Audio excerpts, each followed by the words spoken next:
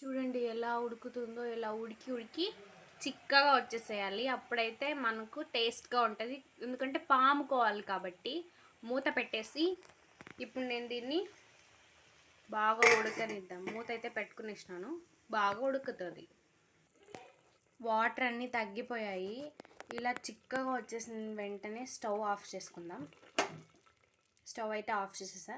ఇప్పుడు దీన్ని పాముతారు కదా, అది పాముకోవాలి. చూడండి ఎలా పాముతారు. సో ఇలా పామాలి బాగా.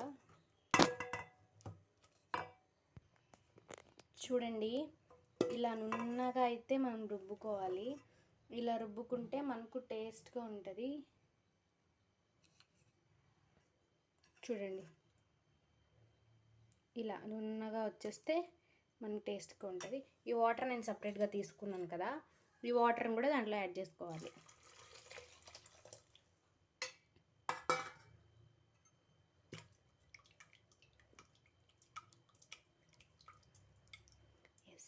రెడీ,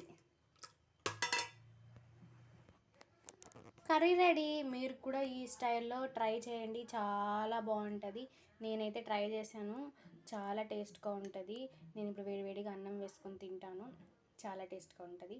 మా ఛానల్ని సపోర్ట్ చేసి సబ్స్క్రైబ్ చేయండి. Thanks for watching video. Bye bye.